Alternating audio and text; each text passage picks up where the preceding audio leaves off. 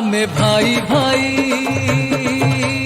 रे, आमे भाई भाई, आमे भाई भाई रे, आमे भाई भाई। गोटिए पितार संतान आमेरे, गोटिए पितार संतान आमेरे, जाति भेद किछि नाही नाही नाही नाही नाही नाही रे, आमे भाई भाई, आमे भाई भाई रे, आमे भाई भाई।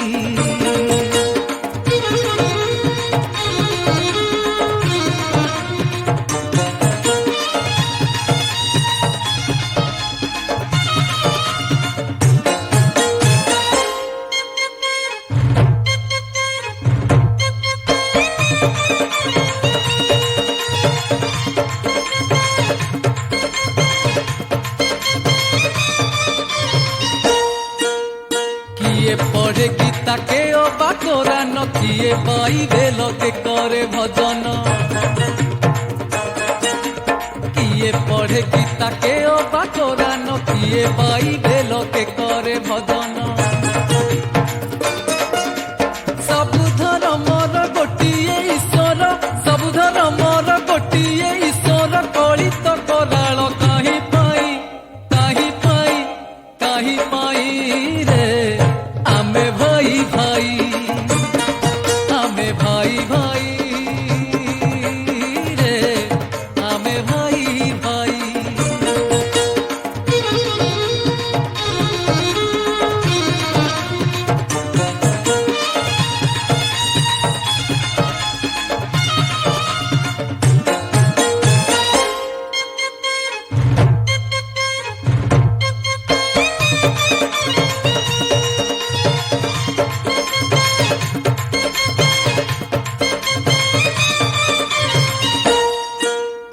किए करे हिंसा, किए राग रुषा, काहा अंतरे भरिछि निराशा। किए करे हिंसा, किए राग रुषा, काहा अंतरे भरिछि निराशा। शांति अहिंसा आम परिभाषा, शांति अहिंसा आम परिभाषा, हसी हसाइबा गाई गाई गाई गाई गाई गाई रे, आमे भाई भाई, आमे भाई भाई रे, आमे भाई भाई। गोटिए पितार संतान आमेरे, गोटिए पितार संतान आमेरे, जाति भेद किछि नाही नाही नाही नाही नाही नाही रे, आमे भाई भाई।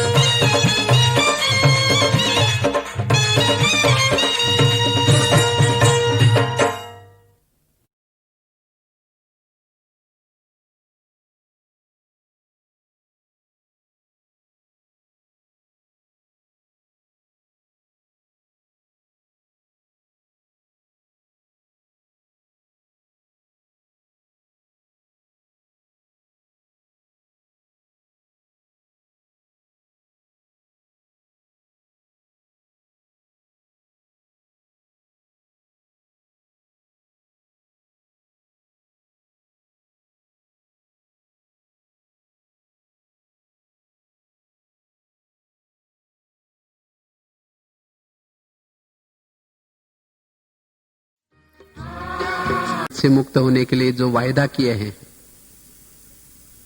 उस वायदे को क्या करो, बीच बीच में याद करो, अमृत वेला।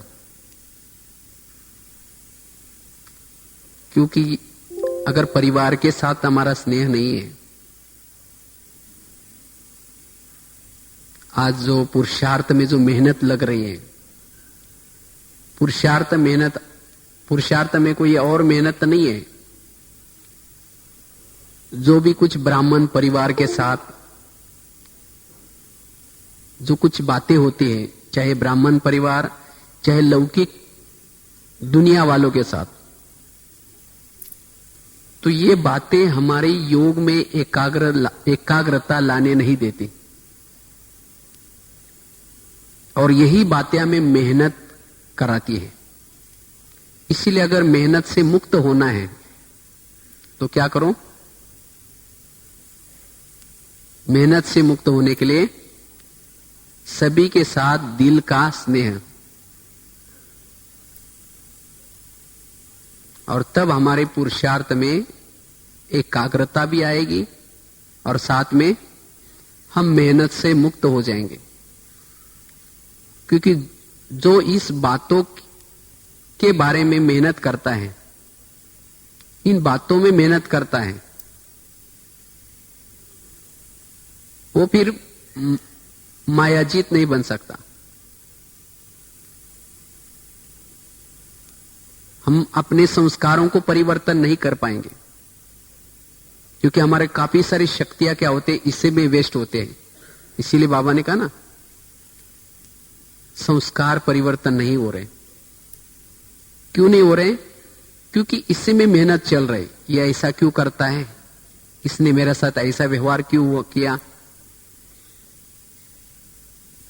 ये ऐसा क्यों हो रहा है। तो इसीलिए इन बातों में हमें हल्के बनना है। माया योग में आते मतलब कोई राक्षस की शक्ति आकर के कोई आपको हिलाती नहीं है। माया मतलब यही बातें, सारा दिन की हमारे व्यवहार की बातें क्या होते हैं, योग में आते हैं, वही याद आते हैं। और इसीलिए हमें योग में मेहनत लगती है। इतना बाबा मिला है, परमधाम का ज्ञान मिला है, सब कुछ मिला है, लेकिन जो अतीन्द्रिय सुख मिलना चाहिए, जो सहज हमारी आत्माभिमानी स्थिति रहनी चाहिए, उसमें मेहनत क्यों लगते हैं? क्योंकि इन बातों में हम भारी होते हैं। तो इसीलिए अभी वर्तमान समय अनुसार हमारे पास समय बहुत कम है। तो कम समय में हम अपने विकर्मों को विनाश करना है। अगर इन बातों के युद्ध में चलेंगे, इन बातों को निकालने में चलेंगे, तो क्या हो जाएगा? हम समय पर संपन्न नहीं बन पाएंगे। संगम युग का अतीन्द्रिय सुख की अनुभूति नहीं कर पाएंगे। इसीलिए बाबा कहते हैं कि बच्चे, ये अभी मेहनत कम करो। कभी बाबा हंसी से कहते हैं ना, कभी कुत्ता आता है तो कभी बिल्ली आते तो कभी चूहा आता है। इसको निकालने की मेहनत नहीं करो, लेकिन इन बातों को क्या करो, इन बातों में हल्के रहो। तब हम मेहनत से मुक्त,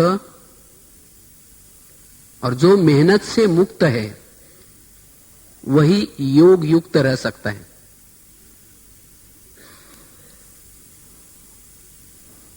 तो हम अपने योग में एकाग्रता लाने के लिए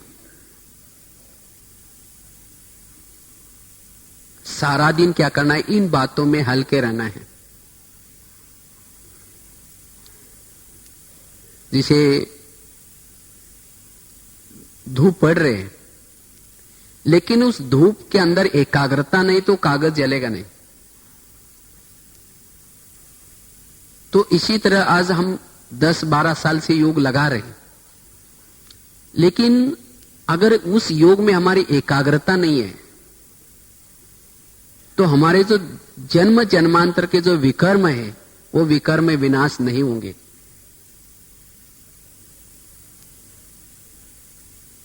संस्कार परिवर्तन नहीं होंगे। तो इसीलिए वर्तमान समय अनुसार जरूरी है एकाग्रता की। अगर आपकी एकाग्रता है तो सारा दिन आप मेहनत से मुक्त रह सकेंगे।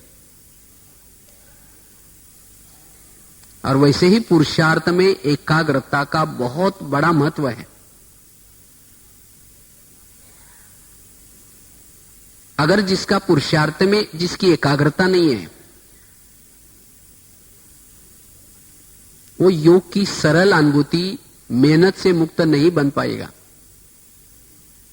इसलिए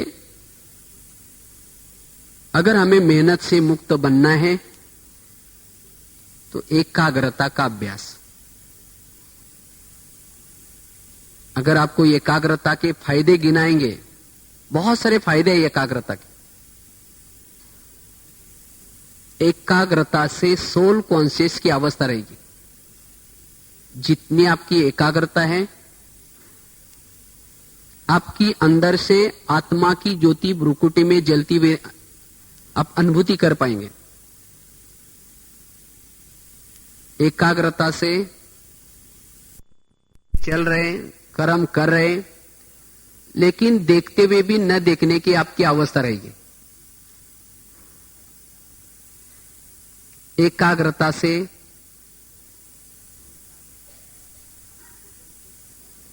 आप आत्मबल को बढ़ा सकते हैं, मनोबल को भी बढ़ा सकते हैं। कोई भी परिस्थिति आएगी, जिसकी एकाग्रता है वो डरेगा नहीं। उसको ये नहीं लगेगा कि ये कैसे होगा, क्या होगा। जिसके अंदर एकाग्रता है, हर परिस्थिति में वो सदा अचल अडोल रह सकता है। एकाग्रता से एवरेडी बन सकेंगे।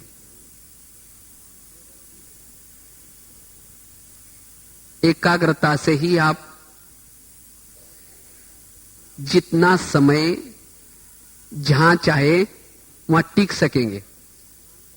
अगर आपकी एकाग्रता है, आप परमधाम में जितना समय, जितना चाहे, जैसे चाहे टिक सकेंगे।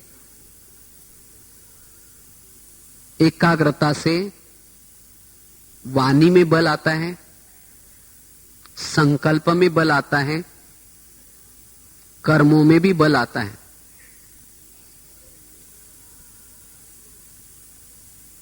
और अगर सारे दिन आपकी एकाग्रता है, आप सहज ही सारा दिन उड़ते हुए अनुभव करेंगे, मेहनत से मुक्त रहेंगे। इसलिए हमें सभी प्रकार की मेहनत से मुक्त होने के लिए एकाग्रता की मेहनत करनी है। किसी की बातों को, किसी की बातें अगर आपके दिल में लग रही है, या कोई विघ्न आ रहे हैं, कोई माया संस्कार के वश आ रहे हैं, इन सभी बातों की मेहनत से मुक्त होने के लिए बस और कुछ नहीं करो, एकाग्र रहो बस। और जो एकाग्रचित्त का अभ्यास करता है, वो कर्मयोगी भी रह सकता है। नहीं तो कईयों को लगता है बस हमें तो योग करने के लिए टाइम ही नहीं मिलता है, हमारा योग लगता ही नहीं है। जिसकी एकाग्रता है, वो चाहे रास्ते में चल रहे, कर्म कर रहे, उनको लग रहा है मेरा जीवन सफल हो रहा है, मेरा टाइम वेस्ट नहीं जा रहा है। इसलिए हमें एकाग्र चित्त रहना है। एकाग्रता का अभ्यास करने से वाइब्रेशन शुद्ध फैलते हैं, जिससे आपकी मनसा सेवा ऑटोमेटिकली चलती है।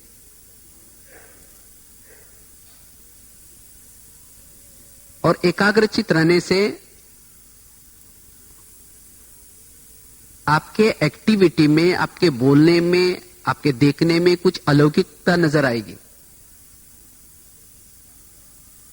पिछले साल बाबा ने एक बहुत अच्छी लाइन कही थी, बाप को प्रत्यक्ष करने के लिए क्या करूं? एकाग्रता को बढ़ाऊं। एकाग्रता वाला ही बाप को प्रत्यक्ष कर सकेगा।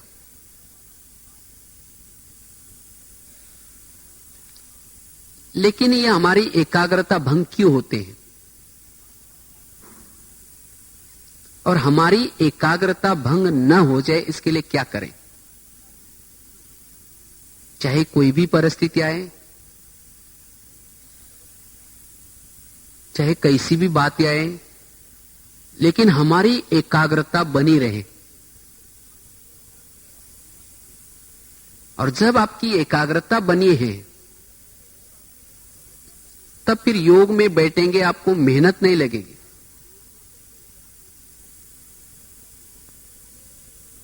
सहज आप योग युक्त बन सकते हैं। तो एकाग्रचित रहने के लिए सारा दिन सोमानों के अभ्यास करना है। जितना आप सोमानों में रहेंगे उतना एकाग्रता आती रहेगी। आज हमारी एकाग्रता क्यों भंग हो जाते हैं? सोमानों का अभ्यास कम करते हैं। इसलिए बाबा ने इसी मुरली में भी बहुत अच्छा सोमानों के बारे में बताया। पुरुषार्थ में सोमानों का बहुत बड़ा महत्व है और वास्तव में सोमान यही हमारा योग है। जो सोमान में नहीं रहता वो अतृप्त रहता है।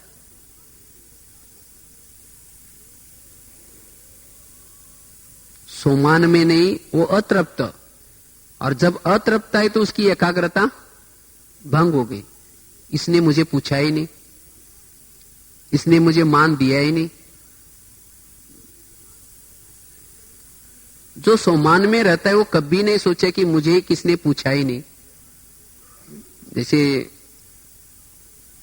अंगद जब रावण के दरबार में जाता है तो उसको बैठने के लिए स्थान नहीं मिलता। वो क्या करता है? अपने पूंछ को आसन बनाता है और रावण से भी ऊंचे सिंहासन पर बैठ जाता है। तो इसी तरह हमें भी कोई पूछे न पूछे, लेकिन आज हमें, क्योंकि हम भी रावण की दुनिया में रहते हैं, तो यहां अगर आपको कोई पूछता है नहीं पूछता है कोई बात नहीं। बाबा ने हमें कितनी लंबी सोमानों की पूछ दी है। जब उसके स्मृति में रहेंगे तो आपको कभी नहीं लगेगा मेरे को ये पूछते ही नहीं। इसलिए आज जो मेहनत लगती है, क्यों मेहनत लगती है?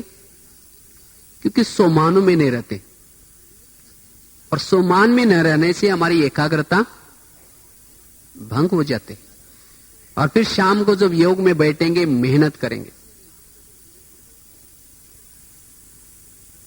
इसलिए मेहनत से मुक्त होने के लिए, एकाग्रचित रहने के लिए, एकाग्रता की अनुभूति करने के लिए हमें सारा दिन सोमानों में रहना है। सोमानों में रहने से ऑटोमेटिकली, जैसे बाबा ना, देह का भान खत्म हो जाता है। क्योंकि जो सोमानों में रहता है उसकी एकाग्रता आती है और उसी एकाग्रता से वो आत्मा की ज्योति जागृत रहते हैं, जिससे हमारा ये स्थूल देह का भान भूल जाता है। इसलिए कभी बाबा कहते ना, अपने भाग्य को देखो, कभी अपने को भी शाबाश की दो, वाह मेरा भाग्य, वाह मेरी आंखें, तुम कितनी भाग्यशाली हो, तुमने स्वयं सर्वशक्तिवान को सामने देखा है, वाह मेरे मुख, तुम कितने भाग्यशाली हो। तो जितना अपने सोमानों में जागृत रहेंगे उतना हमारी एकाग्रता आएगी, उतना योग युक्त रह सकते।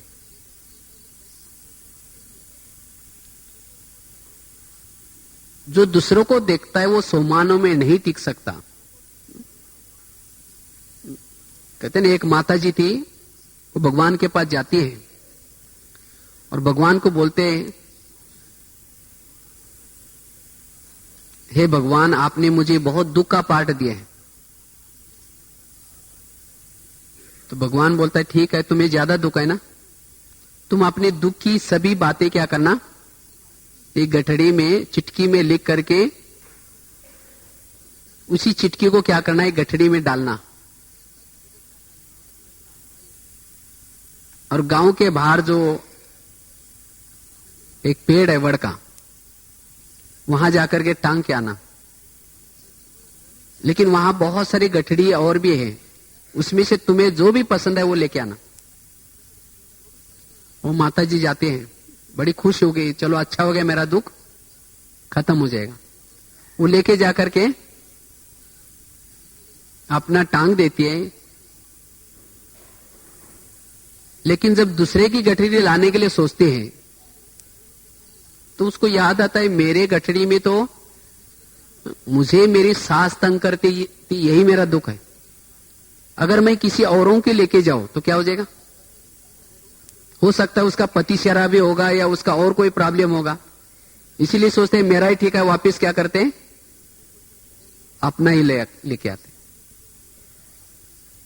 तो हम कभी सोचते ना ये बहुत सुखी है, मैं दुखी हूं, लेकिन नहीं। और इसके कारण आज हमें जो मेहनत लग रहे हैं, दूसरों को देखते नहीं, हमारा अपना पार्ट बहुत अच्छा है। इसीलिए बाबा कभी कहते हैं ना, वाह बाबा, वाह ड्रामा और वाह ब्राह्मण परिवार। आप भी अच्छे, ये भी अच्छा, मैं भी अच्छा, सब कुछ अच्छा। वो उसको कभी भी मेहनत नहीं लगेगी और वो सदा ही एकाग्रचित रहेगी। सबके संस्कार देख करके, सबका स्वभाव देख करके एकाग्रचित। इसलिए अगर एकाग्रता का अभ्यास करना है, हमें अपने सोमानों को क्या करना है, बढ़ाना है। तब मेहनत से मुक्त हो सकेंगे। दूसरी बात है, जीवन में आने वाली हर घटना को पॉजिटिव में लेना है, सकारात्मक लेना है। जितना हर घटना को आप सकारात्मक लेंगे, पॉजिटिव लेंगे, उतना आपकी एकाग्रता बनी रहेगी, उतना योग में आप मेहनत से मुक्त हो रहेंगे। नहीं तो सारा दिन क्या होता है, जो भी बातें आते हैं, अगर उसको क्यों हुआ, कैसे हुआ, ऐसे कैसे हुआ, अगर ये क्यों में जाएंगे तो एकाग्रता भंग हो जाएगी। इसीलिए बाबा ने पिछले साल 31 दिसंबर की वाणी में बहुत अच्छी एक बात कही थी, इस वर्ष में क्या करना, क्यों और क्या को समाप्त करना। और ये क्यों और क्या, यही हमें मेहनत कराता है, यही हमारी एकाग्रता को भंग करता है। इसलिए सारा दिन जिन्होंने ये कला अपनाई है, हर बात को पॉजिटिव, और वैसे ही इस सदी के अनुसार कहा जाता है 18वीं सदी थी तर्क की और 19वीं प्रगति की रही, और 20 और 21 की जो सदी चल रही वो तनाव की सदी। हर बात में तनाव। तो इसीलिए अगर इस सदी में अगर हमें बहुत अच्छा रहना है, जिन्होंने ये कला अपनाई हर बात को पॉजिटिव, वो सदा ही सुखी रह सकता है। कैसे पॉजिटिव लेना है? समझो कोई माता है, उसका अपना पति तंग करता है, उसको पॉजिटिव ले लो। हो सकता है मैं भी इसका पति बनकर के कभी तंग किया होगा, इसीलिए मेरा पति बनकर के अभी तंग कर रहा है, मेरा हिसाब किताब क्या हो रहा है, सुख तो हो रहा है। और जब जितना तंग करेगा उतना मेहनत नहीं लगेगी, योग में बैठेंगे उसको मजा आएगी, मेहनत से मुक्त हो सकेंगे। अगर उसको ही निगेटिव में लेंगे, क्यों तंग करता है, मैं तो रोज इतना अच्छा काम करती हूं, ये मेरे को क्यों तंग करता है। अगर इस क्या और क्यों में जाएंगे तो मेहनत लगेगी। फिर योग में बैठेंगे, शुरू तो करेंगे मैं आत्मा हूं शांत स्वरूप, फिर कहीं मेरे को क्यों बोलता है, फिर कहेंगे कोई बात नहीं मैं आत्मा हूं शांत, फिर कहेंगे मेरे को क्यों बोलते हैं। वही बातें आपको क्या कराएगी, मेहनत कराएगी। इसीलिए हमें क्या करना है, सकारात्मक सोचने का। अभी मुरली सुन करके वापिस जाए ना, तो आप सवेरे रोज क्या करो, बाबा ने कहा ना ये वायदा किया है, क्या वायदा किया, मेहनत से मुक्त होने का। तो इसलिए रोज अमृत वाला ये सोचो कि आज सारा दिन हम सकारात्मक सोचेंगे। जब सकारात्मक सोचेंगे तो आपको मेहनत नहीं लगेगी, और जब शाम को योग में बैठेंगे आपकी एकाग्रता बनी रहेगी और आपका योग बाबा से लगेगा। अन्यथा अगर ये सकारात्मक सोचने की कला नहीं है तो योग बाबा से लगने के बजाय इन बातों से लगेगा। इसलिए सकारात्मक सोचने की कला, हर बातों को पॉजिटिव में लेना है।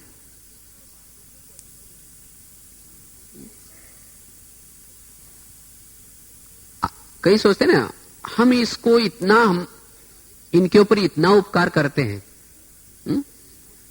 मुझे निगेटिव, कई सोचते हैं मुझे गुस्सा तब आता है, मेरे अंदर निगेटिव तब आते हैं, हम इनको इतना मेहनत करते हैं, मदद करते हैं, इतना सहयोग देते हैं, लेकिन ये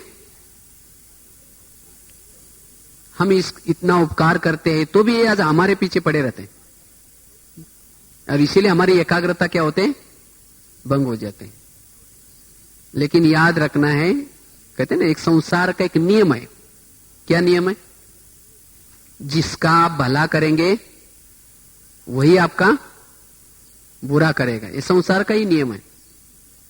आप कहेंगे संसार का कैसा नियम है, देखो जिस बाबा ने हमारा संगम युग में आकर के भला किया ना, हर कल्प करता है, संगम युग में आता है और क्या करता है, ज्ञान सिखाता है, योग सिखाता है, इतनी पालना देता है, इतना पढ़ाता है, इतने उपकार करता है, और इसका मतलब हम अपने संस्कारों को परिवर्तन करते हैं और फिर क्या जाते हैं, सतयुग में जाते हैं। लेकिन सतयुग में उस बाबा को क्या करते हैं हम, भूल जाते हैं। इतना ही नहीं, लेकिन द्वापर युग जब आता है, द्वापर युग, उस समय क्या करते हैं, उसी बाबा को गाली देना शुरू करते हैं। क्या बोलते हैं, भगवान तुम कुत्ते में, बिल्ली में, टिक्कर में, पित्तर में। लेकिन बाबा ने सुना नहीं होगा इसको, हाँ सब सुना, लेकिन बाबा को लगा इस दुनिया में न्याय नहीं है। जिस बच्चों का मैंने भला किया, जिस बच्चों के ऊपर मैंने उपकार किया, आज यही बच्चे मेरे ऊपर अपकार कर रहे, मुझे गालियां दे रहे। सोचा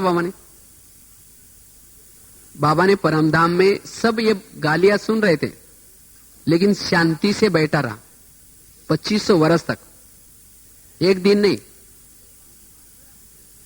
और उसके बाद जब हम गाली देना कम करते, बंद करते हैं, परमधाम से आता है, जिन्होंने गाली दी उसको गले लगाता है, उसको ही वरदान देता है, उसके ऊपर ही उपकार करता है।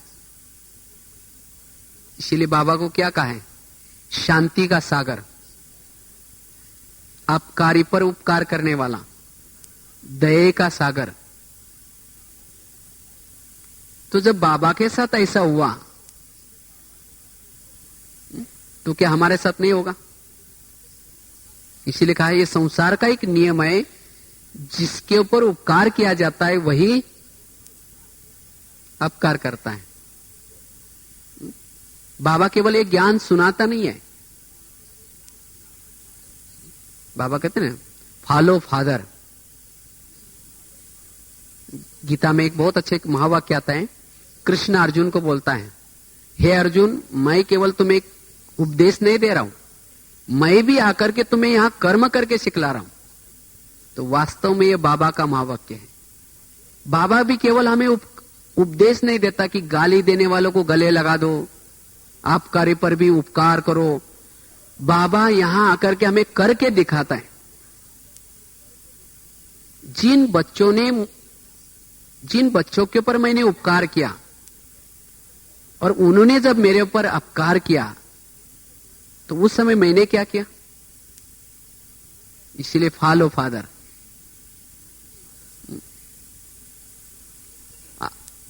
आज हमें तो एक दो गाली देता हूंगा या एक दो तंग करता हूंगा, लेकिन बाबा को कितने लोगों ने गाली दी? हम 15-20 दिन, एक मास तक इधर मुंह करके चले जाते, बात भी नहीं करेंगे उसे, जब तक वो भूलती नहीं बात। 1 साल 2 साल भी अंदर तक, और कैसी मेहनत नहीं लगी।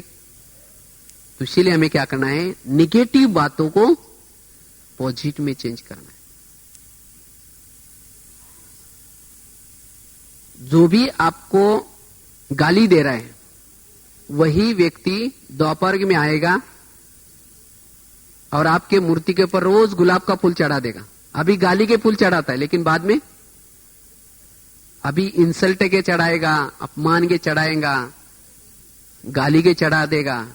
और वही व्यक्ति आकर के दोपहर में रोज गुलाब का फूल चढ़ा देगा। तो भगत चाहिए कि नहीं चाहिए? हाँ? तो इसीलिए कोई भी अपमान करता है, निंदा करता है, तो आप क्या करो? निगेटिव बातों को पॉजिटिव में ले लो। बाबा को, बाबा आज आपने एक बहुत अच्छा भगत भेजा था, उसने बहुत अच्छा फूल, सुगंधित फूल लाए थे आज। जितनी अच्छी गाली, अच्छा इंसल्ट, उतना फिर दोपहर में फूल भी बहुत अच्छा आएगा। और जब आपका ऐसी बातें सुनेंगे और शाम को योग में बैठेंगे, मेहनत लगेगी। जिन्होंने निगेटिव रूप में उस बातों को लिया वो बैठ तो जाएगा, लेकिन उसके बाद परेशान हो जाएंगे। वो गाली देने वाला तो खुशी से गया, लेकिन हम परेशान होंगे। क्यों बोला? लाल लाइट चल रहा है, गीत बज रहा है, सामने ट्रांसलेट है, शुरू करेंगे मैं आत्मा हूं, शांत स्वरूप। फिर कहेंगे मेरे उन्होंने क्यों बोला, मेरे को क्यों ऐसे बोलता है? इसको कहते बाबा मेहनत। यही मेहनत है। बाबा से बातें करने के बजाय योग किससे लगेगा? इन बातों से। और जब हमारा योग इन बातों से लगा, फिर अतीन्द्रिय सुख नहीं मिला, तो फिर दुनिया की बातें आपको अपने तरफ खींचेगी, संस्कार अपने तरफ खींचेंगे। फिर बाबा का बनने के बाद भी मेहनत लग रहे। इसीलिए बाबा कहते हैं कि क्या करो? मेहनत से मुक्त होने के लिए, योग में एकाग्र होने के लिए सारा दिन नेगेटिव बातों को क्या बना दो? पॉजिटिव बनाओ। तब सारा दिन मेहनत से मुक्त रहेगी, सारा दिन बुद्धि बाबा की तरफ जाएगी। नहीं तो आज हमारा दिमाग जो भारी होता है, अंतर्मुक्ता भंग हो जाते हैं, झरमुई झरमुई जो बातें चलती है पॉजिटिव न सोचने से। क्योंकि परमधाम में उड़ने के लिए बल चाहिए, शक्ति चाहिए, और ये शक्ति जितना पॉजिटिव सोचेंगे, कम सोचेंगे, उतना वो शक्ति आएगी। इसीलिए दुनिया में भी एक कहावत बने ना, जिसका पाँव गरम, पेट नरम, दिमाग ठंडा, उस घर में कोई डॉक्टर है उसको मार दो डंडा। वहां डॉक्टर आने की कोई जरूरत नहीं। लेकिन आजकल उल्टा हो गया। क्या हो गया? पाँव ठंडा रहता है और दिमाग गरम रहता है। किन बातों से गरम रहता है? इन्हीं बातों से गरम। इसीलिए अगर हम मेहनत मुक्त होना चाहते हैं अगर हम योग में एकाग्रचित होना चाहते हैं तो रोज हमें क्या करना है, सकारात्मक सोचने का यह प्लान बनाना है। आज ये सोचो कि आज मुझे सकारात्मक सोचना है। आज की परिस्थिति जो भी आएगी मुझे आगे बढ़ाने के लिए आएगी, पीछे खींचने के लिए नहीं आएगी। अगर कोई गाली भी देता है उसमें भी आपका कल्याण है।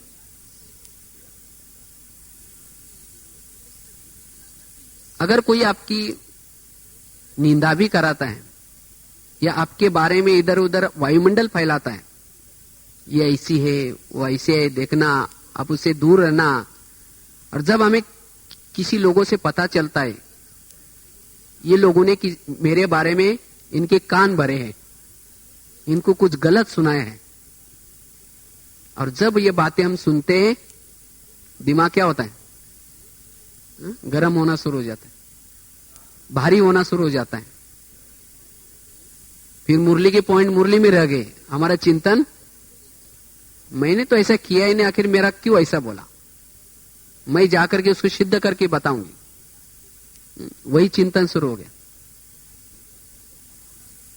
अगर उसको पॉजिटिव लेने की कला होगी आपको, आपके पास कोई बात नहीं। अभी इन्होंने मेरा 1 घंटा बैठ करके परचिंतन किया है, इनके बारे में मेरी बुराई भरी है, मैं तो ऐसी नहीं हूं। वही दोपहर में मेरे मूर्ति के सामने जाकर के अभी ग्लानी गाई, बाद में कीर्तन भजन गाने वाले बनेंगे, कोई बात नहीं। जो इस संगम में आपकी ग्लानी गाता है वही क्या करेगा, जब दोपहर गाएगा तो आपके मूर्ति के सामने हे देवी तुम बहुत महान हो, हे देवी तुम बहुत अच्छी हो, महिमा करेगा। तो भगत चाहिए ना, कीर्तन गाने वाला भी कोई चाहिए।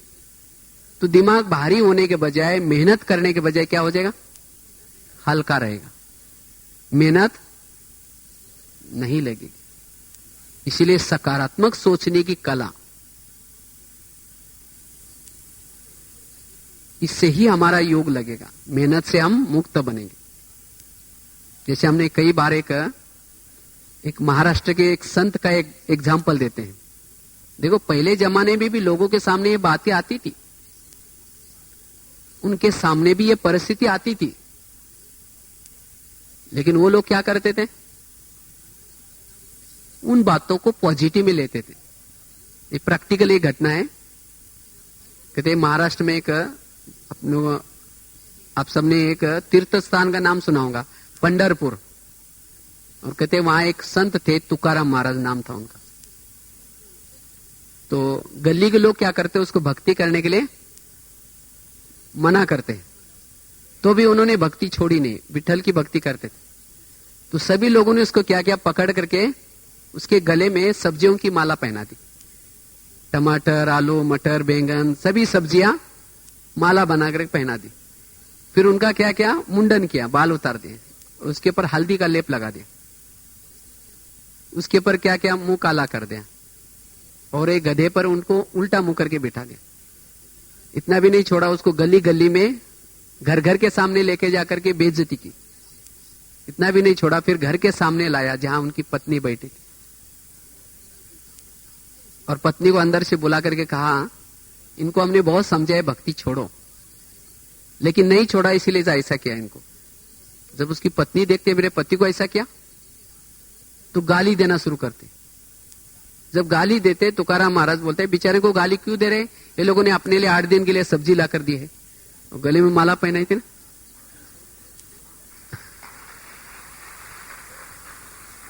और कहा कि इनको गाली क्यों दे रहे हैं, मैंने तो अपना गांव देखा ही नहीं था, कामों में इतना व्यस्त रहता हूं, आज ये लोगों ने मुझे क्या किया, पूरा घर घर घुमा करके लाया, गांव दिखा करके लाया। और कहा कि इनको गाली क्यों देते हैं, मेरे सिर में तो फोड़े हो रहे थे, ये लोगों ने बाल उतार करके क्या किया, हल्दी लगाया, इनको चाय पानी पिलाओ, गाली क्यों दे रहे हैं। देखो निगेटिव कितना वो घटना दर्दनाक थी, लेकिन उसने क्या किया, पॉजिटिव ले लिया। इसी तरह अगर जिन्होंने ये कला अपनाई है उसके लिए योग में मेहनत करने की कोई जरूरत नहीं। योग में यही बातों की मेहनत है और उसके कारण आज हमारे संस्कार परिवर्तन नहीं हो रहे। इसलिए अगर हम मेहनत मुक्त बनना चाहते हैं, योग में बाबा से ही योग लगाना चाहते हैं, इसलिए सकारात्मक सोच जरूर है।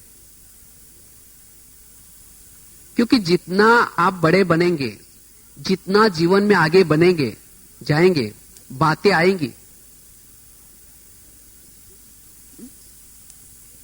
कई लोगों को सोचता है मेरे सामने ये बातें आते हैं और सब ठीक है, अच्छे हैं। जितना आपके जीवन में ये बातें आएंगी उतना ये समझो कि सतयुग में आपका पद ऊंचा मिलने वाला है।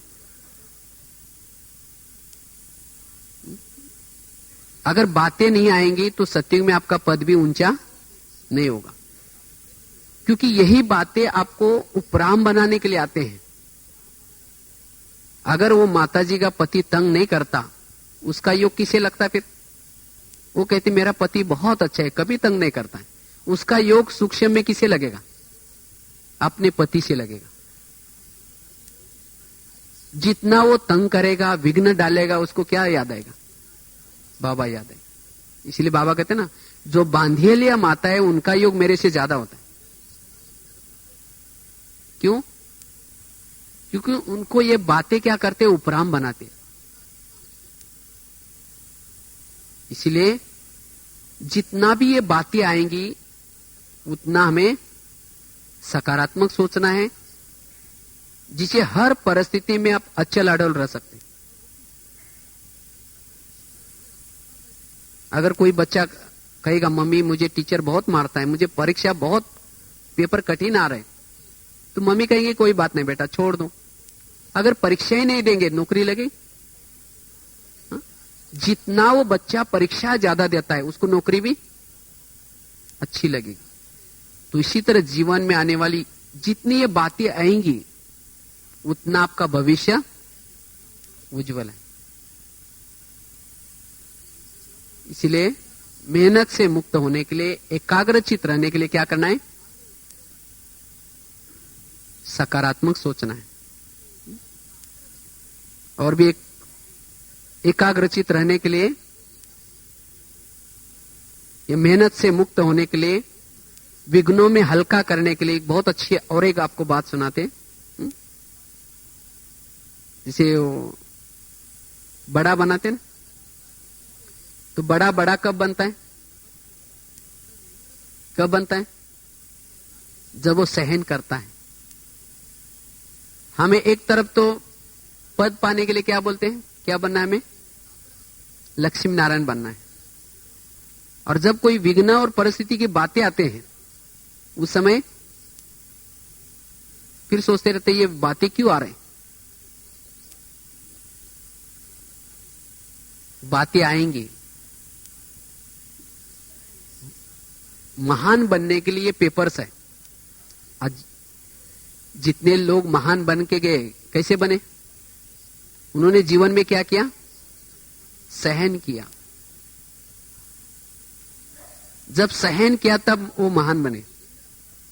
इसी तरह हमें क्या करना पड़ेगा? अगर महान बनना है, इन बातों के बारे में पॉजिटिव लेना होगा, सहन करना होगा, तब आप महान बन सकते हैं। तब आपकी योग में एकाग्रता आ सकती है। जैसे वो बड़े की बात सुना रहे थे ना, जैसे बड़ा बड़ा कब बनता है? देखो उसको रात को क्या करते हैं? हाँ? रात को उड़द की दाल को पानी में भिगोते, सवेरे उसको क्या करते हैं? मिक्सी में पीसते। तो पीसते समय क्या किया उसने? सहन किया। फिर आटे को एक प्लेट में लेकर के फेंटते रहते हैं। कब तक फेंटते हैं? उसको ग्लास लेंगे और थोड़ा पानी के अंदर आटा डालेंगे। अगर आटा डूब जाता है उसको वड़ा ठीक नहीं बनेगा, और उसको फेंटेंगे। पानी के ऊपर आने तक उसको फेंटते हैं। उसके बाद गरम गरम तेल के अंदर उस वड़े को डालेंगे। तो क्या क्या सहन किया? पीसा तो भी सहन किया, फेंटा तो भी सहन किया, गरम तेल को भी क्या किया, सहन किया। उसके बाद फिर फुलाएंगे, फुलाने के बाद क्या करते उसको, ठंडे पानी में डालते उस वड़े को, फिर बाद में निकाल करके दोनों हाथों से क्या करते, दबा देते। तो दबाते समय भी क्या किया, सहन किया। फिर उसके बाद क्या करेंगे, प्लेट में रखेंगे, फिर इमली की चटनी डालेंगे, फिर दही डालेंगे, जीरा पाउडर डालेंगे, लाल मिर्ची डालेंगे, हरा धनिया डालेंगे, तब जाकर के क्या बना, बड़ा बना। फिर खाने वालों को लगेगा वाह मजा आ गई खाने में, है? लेकिन उसको मजा तब आई जब बेचारा इतना सहन किया। इसी तरह अगर जीवन में महान बनना है, ये बातें आएंगी, बड़े बनना है, सबको बनना है बड़े, तो फिर मेहनत क्या बात की, मेहनत किस बात की। अगर बड़े बनना है तो मेहनत नहीं है, केवल उसको हल्के रूप में लेना है। कोई पीसते भी रहेंगे, कई पीसते भी रहेंगे, कोई फेंटते भी रहेंगे। कब तक फेंटते रहेंगे, कई सोचते हैं मुझे कब तक ये बातें आती रहेंगी, मैं 1 साल हो गया। कोई फुलाएंगे, अभी पहले तो फुलाएंगे, महिमा भी करेंगे, वही लोग फिर दबाना भी शुरू करेंगे।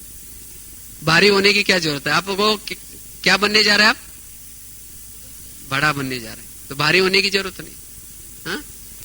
लेकिन फुलाते तो मजे आते हैं, लेकिन बाद में जब दबाना शुरू करते तो फिर रोना शुरू करेंगे, बाबा ये क्या हो रहा है। हाँ?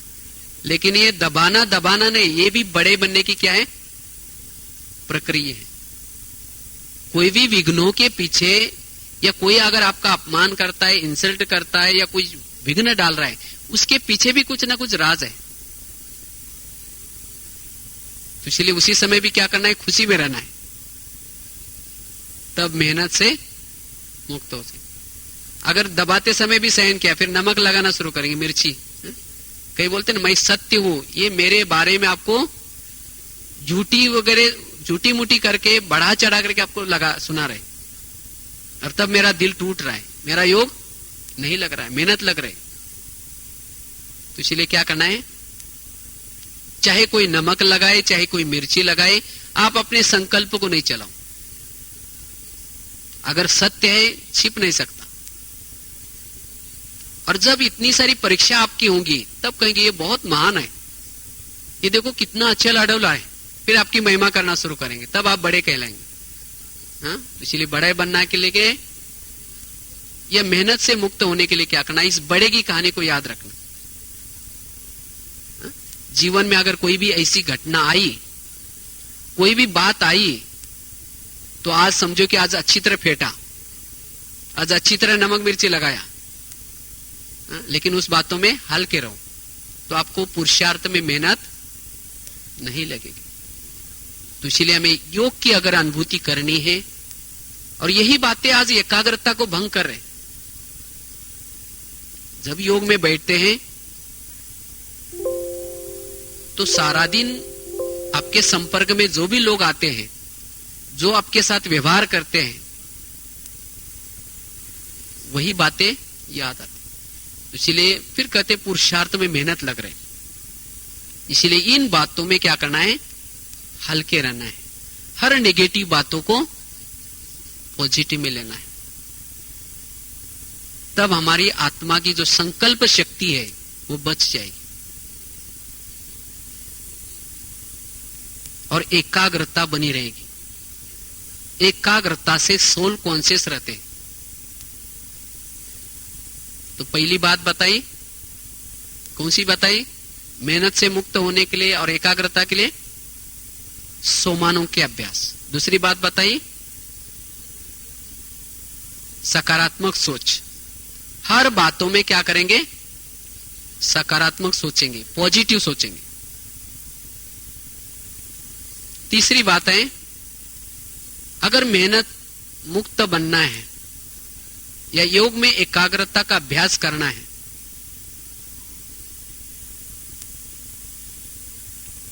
जब भी योग लगाने के लिए बैठो, उसको विधि पूर्वक करो।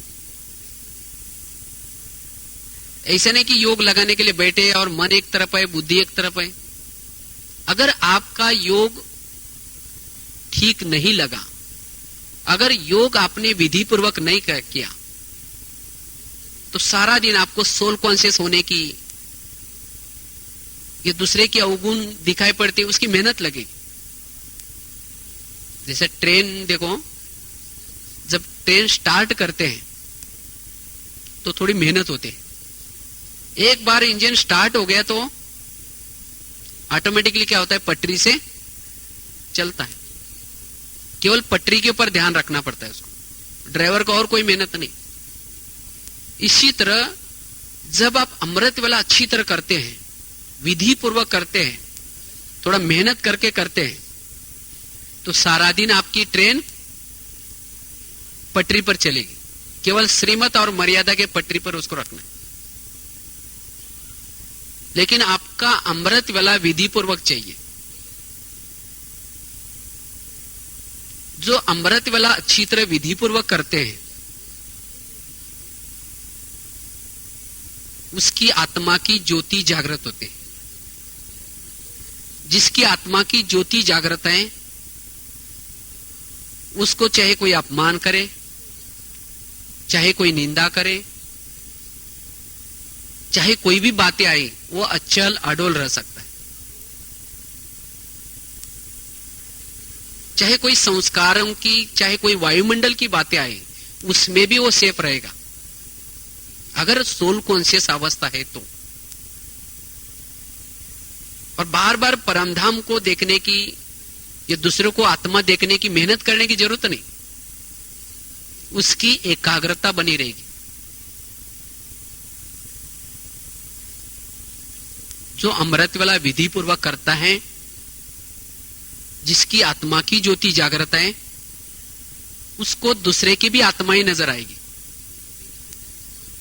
किसी के भी अवगुण नजर नहीं आएंगे। इसलिए हमें क्या करना है, अमृत वाला थोड़ा सा ध्यान रखना है और विधि से योग करना है। कई बोलते नहीं, मेरी आत्मिक स्थिति रहती नहीं सारा दिन। क्यों नहीं रहती? अगर आपकी आत्मिक स्थिति सारा दिन नेचुरल नहीं रहती है,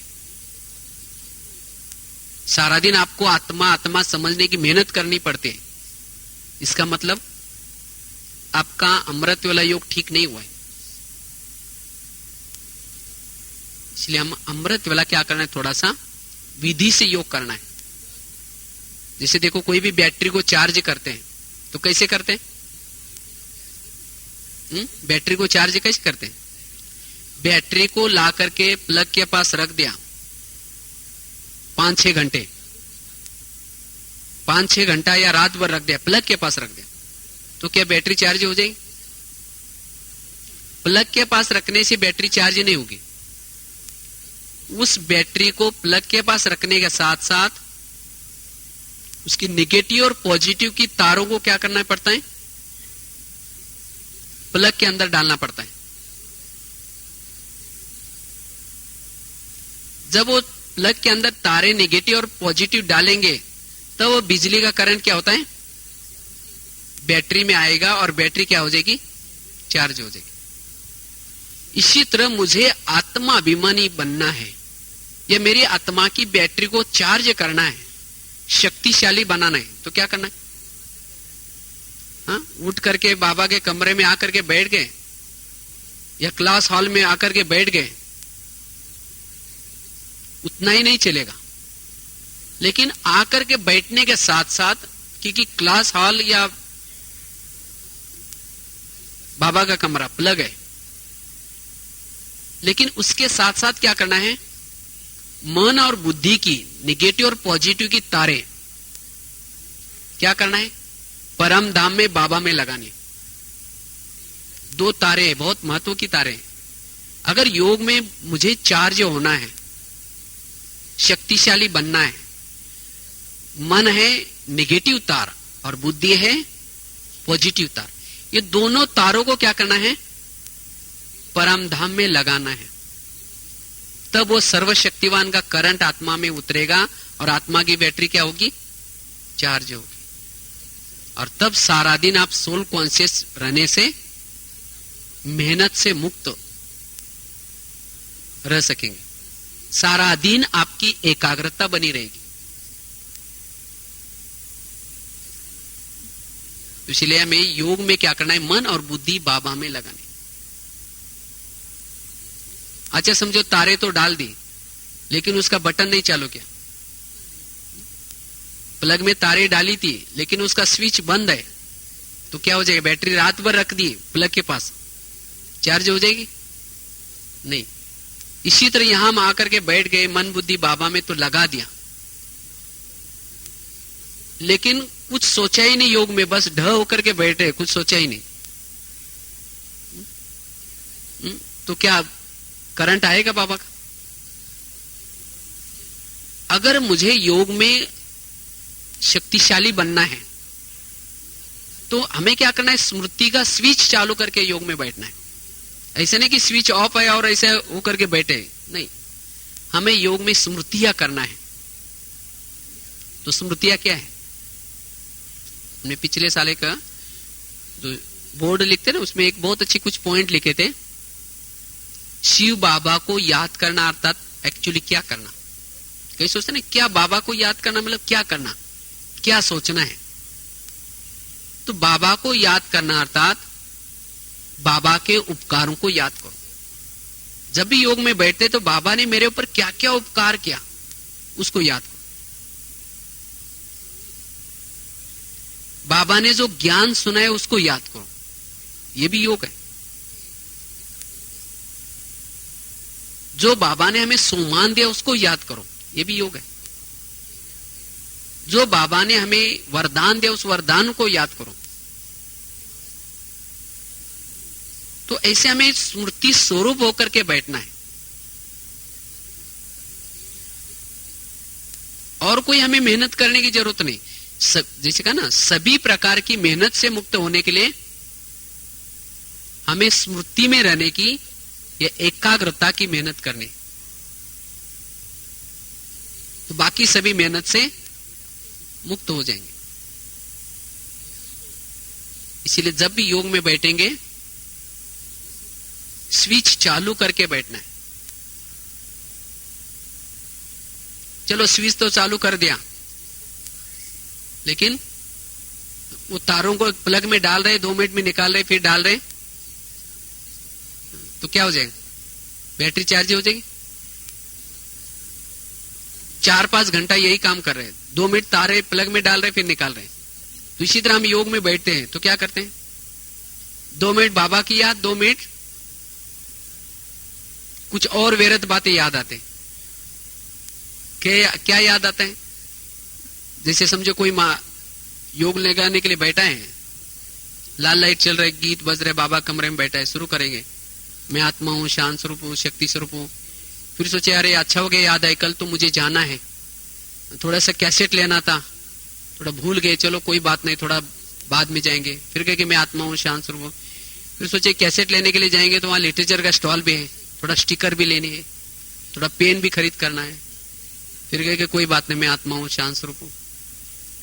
फिर सोचे यार बाहर जाकर कुछ खरीदारी भी कर लेते, कुछ गिफ्ट वगैरह देने में काम आएगा। फिर कहे ठीक है, मैं आत्मा हूं, शांत स्वरूप हूं, शक्ति स्वरूप हूं। मना तारों को प्लग में डाल रहे फिर निकाल रहे। तो अगर हम यही करते रहेंगे तो क्या हो जाएगा? उस समय अगर ऐसा ही काम करेंगे फिर लाल लाइट की सफेद लाइट शुरू हो गई, योग का टाइम पूरा हो गया। अगर योग में आत्मा को शक्तिशाली नहीं बनाया तो सारा दिन आत्मिक स्थिति रहेगी? नहीं रहेगी। फिर आत्मिक स्थिति नहीं तो क्या हो जाएगा? सबके अवगुण नजर आएंगे, अपने खुद के भी अवगुण, खुद का भी देहाभिमान आएगा। किसी का शरीर अच्छा देख करके उसके तरफ आकर्षित होंगे, अपनी खुद के कर्मेंद्रिय पर भी कंट्रोल नहीं होगा। और फिर कहते पश्चाताप होगा अंदर से, मैं तो आज अमृत वाला भी किया, मुरली भी सुनी, तो भी आज मेरे को वैरत संकल्प चले, मैंने किसी को ऐसा बोल दिया, बाबा ये क्या हो रहा है। यही मेहनत है और ये बाबा को देखा नहीं जा रहा। तो ये क्यों हो गया? क्योंकि आपने जब योग लगा रहे थे उस समय योग ठीक नहीं किया, और योग ठीक न होने से सोल कॉन्शियस अवस्था नहीं रही, और उसके कारण सारा दिन मेहनत, फिर रात को सोएंगे, आज तो मजा ही नहीं आई, चलो कल बहुत अच्छा करेंगे, फिर कल भी। इसलिए हमें क्या करना है, थोड़ा जब योग लगाने के लिए बैठेंगे, क्या करना है, विधि पूर्वक योग लगाना है। और जब आपका विधि पूर्वक योग होगा, न चाहते हुए भी सारा दिन बुद्धि परमधाम में अपनी तरफ खींचेगी, अपने आप जाएगी, सारा दिन एकाग्रता बनी रहेगी, सारा दिन अंतर्मुखी। अगर कोई वेरस सुनाता है तो कहेंगे छोड़ दो, जाने दो, मुझे कुछ नहीं चाहिए, बस वो कैसे भी हो कोई बात नहीं, जाने दो। क्योंकि अतीन्द्रिय सुख मिल रहा है अंदर से, आत्माभिमानी स्थिति है, अतीन्द्रिय सुख मिल रहा है, वेरस सुनने का, देखने का दिल नहीं कर रहे हैं, जिसका योग अच्छा है, तो फिर ना किसी की कमजोरी नजर आएगी ना कुछ। इसीलिए हमें क्या करना है, मेहनत से मुक्त होना है तो योग को विधि पूर्वक करना है, सारा दिन एकाग्रता बनी रहेगी। तो तीन बातें हुई, कौन सी? एक तो सोमानों के अभ्यास करना है, सकारात्मक सोचना है, हर बात में मेरा कुछ ना कुछ कल्याण है। हमने भी कभी इनको कुछ बोला होगा, इसीलिए बाबा ने ड्रामा का ज्ञान क्यों बताया?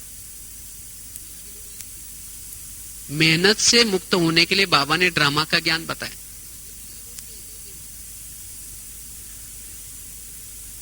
और साथ में विधि पूर्वक योग, तब हमारी योग में एकाग्रता बनी रहेगी, योग में मेहनत से मुक्त हो जाएंगे। चौथी बात है, सभी के साथ हमारा दिल का स्नेह हो। आज जो हमें मेहनत जो करनी पड़ रही, क्यों करनी पड़ रही? आज ये बाबा ने हमें ब्राह्मण परिवार क्यों दिया है? ये हमें अपनी उन्नति के लिए दिया है। लेकिन जब हम किसी की बुराई देखते हैं, कमजोरी देखते हैं, यही परिवार सिर दर्द का काम करता है।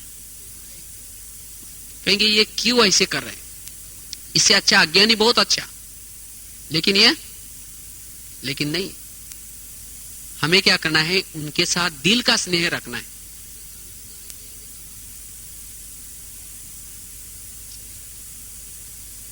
अगर दिल का स्नेह मेरा सबके साथ रहे, उसके लिए क्या करें? बाबा जिस भाव से ब्राह्मणों को देखता है,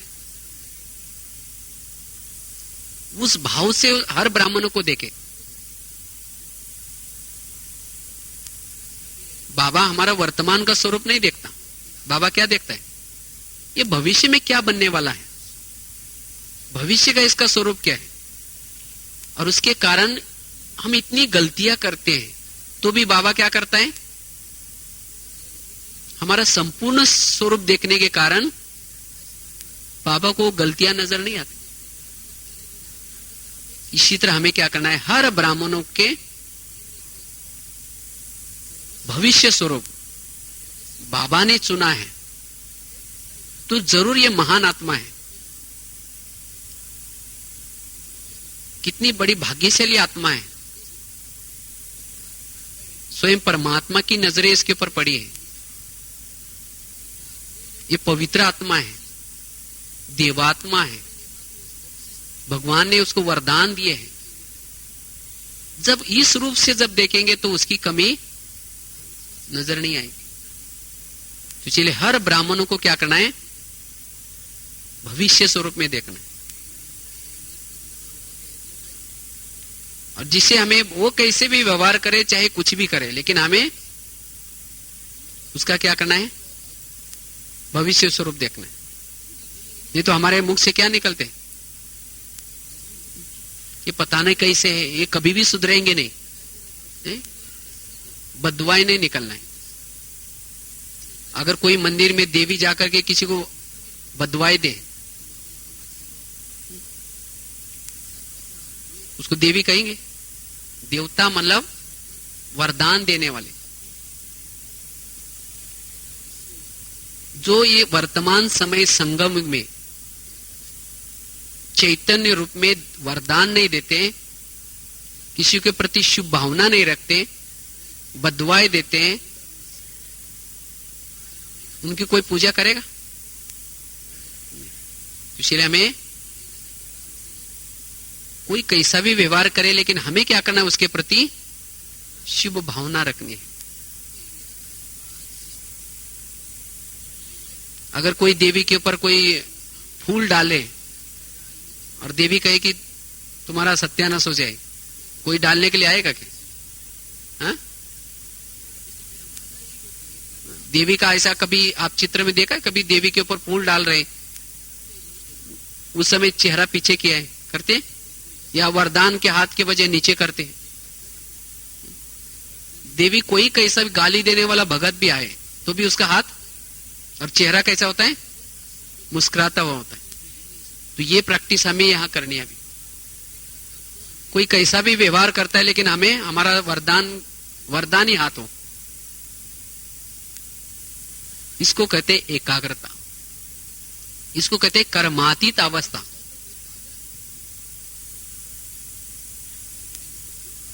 कहते ना, जो योगी है वो मान अपमान निंदा स्तुति सब में क्या होता है? समान होता है। तो ऐसे हमें क्या करना है? हर बात में समान बनना है, और यही बातें हमें एकाग्रचित बनाएंगी। सारा दिन कितनी भी बातें आए, कितनी भी परिस्थिति आए, शाम को बैठेंगे, योग लगाएंगे, शक्तिशाली योग होगा। बिंदुरूप स्थिति, फरिश्ता स्थिति या आत्माभिमानी की स्थिति की अनुभूति कर पाएंगे। अगर सारा दिन इन बातों में भारी है तो योग में हमें मेहनत लगेगी। अगर अभी हमने एकाग्रता को अपनाया नहीं, विकर्म विनाश नहीं किए, तो अंतिम समय क्या होगा? बाबा तो कहते हैं ना, पिछले मुरली में बाबा ने कहा ना, डेट फिक्स करो। अभी बाबा तो कहते हैं 5 तत्व आकर के मेरे को रोज पूछ रहे। क्या पूछ रहे? बाबा बताओ, हम अपना सफाई का काम चालू करें? लेकिन बाबा कहते हैं रुको, मेरे बच्चे अभी तैयार नहीं हुए। अगर बाबा ऑर्डर दे दे तो क्या हो जाए? जैसे देखा ना, बॉम्बे में एक तत्व ऑर्डर नहीं दी थी, फिर भी उस एक तत्व ने ट्रायल ली, क्या हालत हुई? हा? तो वो तो एक तत्व, अंतिम समय 5 तत्व उस समय कहेंगे बाबा थोड़ा रुको, अभी मेरे को योग लगाना है,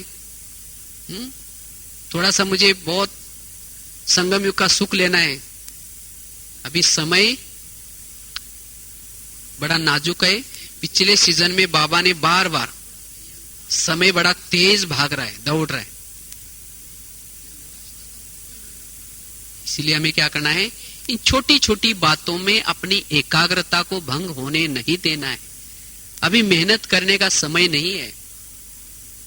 तो इस तरह से हमें अभी समय नहीं है जो छोटी छोटी बातों में अपनी एकाग्रता को भंग होने नहीं देना है। स्वयं की समस्या का स्वयं समाधान करना है। उसको इधर उधर जाकर के मैं क्या करूं, या ऐसा हो रहा है वैसा हो रहा है, नहीं, स्वयं का समाधान स्वयं करके उस बात को, जिसको बाबा ने पिछले साल कहा कि इस समस्या का क्या करो? समाधान करो। जैसे समुद्र में भंवर आता है, तो भंवर आता है तो क्या करते हैं? अगर उससे बचना है, बाहर जाने की जरूरत नहीं, आप अंदर ही रहो, बच जाएंगे। अगर बाहर जाने की कोशिश करेंगे, खत्म हो जाएंगे। इसी तरह जब समस्या आते हैं, विघ्न आते हैं, इधर उधर सुनाने के बजाय आप स्वयं अंतर्मुखी बन करके सोल कॉन्शियस में रहो, समस्या खत्म होगी। और आज हम बाहर जाकर के मेहनत करते, औरों को सुनाते, वो समस्या और ही बढ़ती। इसलिए हमें क्या करना है, जो बाबा के इशारे समय अनुसार अभी हमें मेहनत से मुक्त बनना है। और उसके लिए एक लास्ट में अभ्यास बता के पूरा करेंगे। अगर मेहनत से मुक्त बनना है, एकाग्रचित बनना है, जो राजा जनक की एक, जैसे आज ही जानकी दादी कह रहे थे, राजा जनक विदेही थे, नष्ट मोहा थे। विदेही क्यों थे? कहते एक बार उसके मंत्री ने पूछा कि आप विदेही क्यों है? उसने कहा मैं बताता हूं मैं विदेही क्यों हूं। उसको बुलाया मंत्री को और उसको क्या किया, एक दीपक दिया और कहा कि ये दीपक लेके जाकर के महल को चक्कर लगा के आना, लेकिन याद रखना ये दीपक बुझना नहीं चाहिए, इसमें से तेल गिरना नहीं चाहिए। अगर दीपक बुझेगा मैं तुम्हारा सिर काट दूंगा। उसको भेज दिया और महल के चारों तरफ 4-5 लोगों को खड़ा किया राजा जनक ने। कहा कि जब ये जाएगा तो आप लोग क्या करना, इसी की मजाक करना, तुम्हारा क्या गिर गया, तुम क्या ढूंढ रहे। जब मजाक करेंगे तो उसका ध्यान क्या हो जाएगा, तुम्हारे तरफ जाएगा, तो उसका मैं सिर काट दूंगा। तो मंत्री तो लेके जाता है। जब उसकी लोग मजाक करते हैं, चिढ़ाते हैं उसको, जब उसका ध्यान जाता है तो उसको याद आता है मेरा दीपक बुझ जाएगा और मेरा सिर कट जाएगा। इसीलिए ये लोग जो भी बोलने दो, ये लेना देना नहीं, अपना दीपक को देखते हुए चक्कर लगा के आता है। राजा जनक के पास पहुंचा। राजा जनक ने पूछा कि आपका दीपक बुझा? बोला बिल्कुल नहीं, लेकिन रास्ते में कुछ लोगों ने कुछ बोल रहे थे आपको। हाँ कहा कुछ बोल रहे थे, लेकिन मेरा ध्यान दीपक के ऊपर था, इसीलिए मुझे याद नहीं वो क्या बोल रहे थे। तो राजा जनक ने कहा कि यही मेरे विधेय बनने का राज है। मुझे भी उस परमात्मा ने नीचे भेजा है और उसने ये कहा कि तुम्हारा दीपक बुझना नहीं चाहिए, अगर दीपक बुझेगा मैं तुम्हारा सिर काट दूंगा। ये महल, ये धन, ये संपत्ति, ये सब जो है मेरे दीपक के ऊपर का ध्यान हटाने के लिए है, इसीलिए मैं इसमें रहते हुए भी नष्ट हुआ हूं। हमें भी यही प्रैक्टिस करनी। आज कोई आपको विघ्न डालता है, कोई समस्या क्रिएट करता है, कोई अपमान करता है, निंदा करता है, क्यों करता है? आपके दीपक के ऊपर का ध्यान हटाने के लिए। तो आपको क्या करना है, यही प्रैक्टिस करना है। आप अपने दीपक को देखते चलो, कौन क्या बोल रहा है, कौन क्या कह रहा है, उसके ऊपर ध्यान नहीं दो, तो आप मेहनत से मुक्त हो जाएंगे और सहज आपकी एकाग्रता बनी रहेगी। तो यही पुरुषार्थ करके वायदा किया ना बाबा से, तो इस वायदे का हमें क्या करना है, फायदा लेना है। तो इसलिए ऐसा हमें क्या करना है, पुरुषार्थ करके आना है। और कई एक इस शब्द का कई भाई बहने तो गलत भी अर्थ ले रहे। बाबा ने कहा ना मेहनत से मुक्त हो जाओ। अभी आज मैंने सवेरे एक माता जी को पूछा, आप यहां से अभी क्या प्रेरणा लेके जा रहे हैं? तो माता जी बोलते बाबा ने कहा मेहनत से मुक्त हो जाओ। पहले मैं 3 बजे उठती थी, 4 बजे अभी आराम से उठूंगी।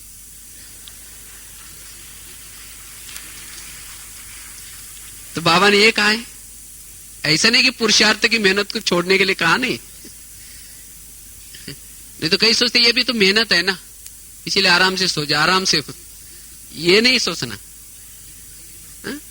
तो ये अर्थ का फिर अनर्थ हो जाएगा। इसीलिए मेहनत कौन सी मेहनत से, जो आज आप पुरुषार्थ में योग नहीं लगता, जो संस्कार परिवर्तन नहीं होते, ये मेहनत से मुक्त हो जाओ। और उसके लिए पुरुषार्थ की मेहनत क्या करो, अच्छी तरह करो। नहीं तो कई भाई बहने बाबा के ज्ञान को क्या करते हैं, अर्थ का, जैसे कहते ना एक भाई था, कहते एक बार वो होटल में जाता है, ज्ञान में चलता था 3-4 साल। तो ज्ञान में आते जैसे नियम सुनाते नहीं, देखो बाहर का भोजन वगैरह नहीं खाना चाहिए, बहने सुनाते। वो भाई समझा ही नहीं। तो एक बार होटल में जाता है और समोसा मंगाता है।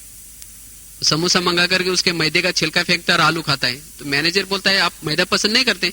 बोला पसंद तो करता हूं, लेकिन आजकल ब्रह्मा कुमारी आश्रम में जाता हूं, उन्होंने कहा कि बाहर का नहीं खाना चाहिए, इसलिए मैं बाहर का फेंक करके। तो ये नहीं समझना। नहीं तो कई बाबा के ज्ञान को उल्टा ले लेते हैं, ये नहीं। तो मेहनत, कौन सी मेहनत से मुक्त हो जाओ, पुरुषार्थ की डट के मेहनत करो। अभी ये सोचो कि आज मुझे 4 घंटा योग लगाना है, आज मुझे एकाग्रचित रहना है। तो ये जब मेहनत करेंगे, बाकी सब मेहनत आपकी मुक्त हो जाएंगे। ऐसे हमें सहज योगी बन करके जाने का क्या करना है, बाबा से वायदा करना है। अच्छा, ओम शांति।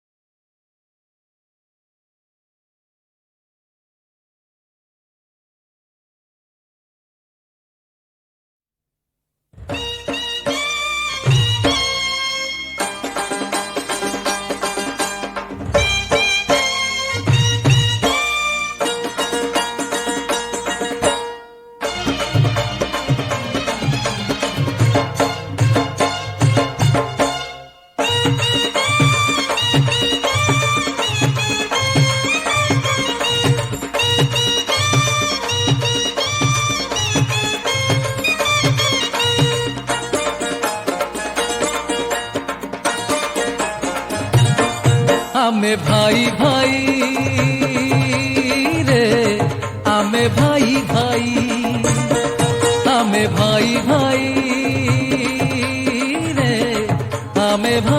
भाई गोटिए पितार संतान आमेरे गोटिए पितार संतान आमेरे जाति भेद किछि नाही नाही नाही नाही नाही नाही रे आमे भाई भाई आमे भाई भाई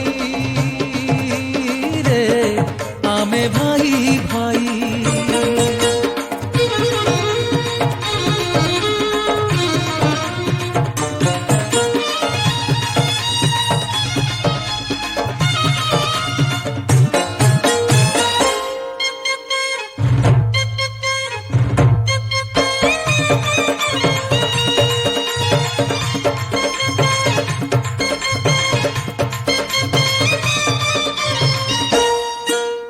किए पढ़े गीता के अबा कोरान किए बाइबेल के करे भजन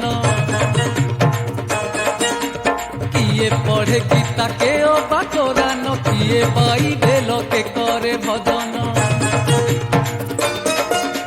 सब धर्मर गोटिए ईश्वर सब धर्मर गोटिए ईश्वर कलित कराल काहि पाई काहि पाई काहि पाई रे आमे भाई भाई आमे भाई भाई रे आमे भाई भाई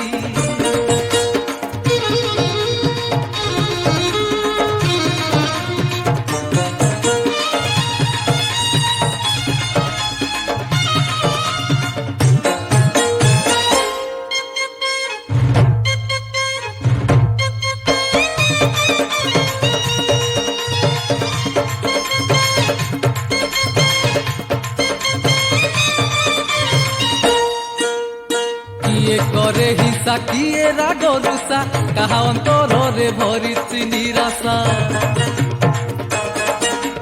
किए करे हिंसा किए राग रुषा काहा अंतरे भरिछि निराशा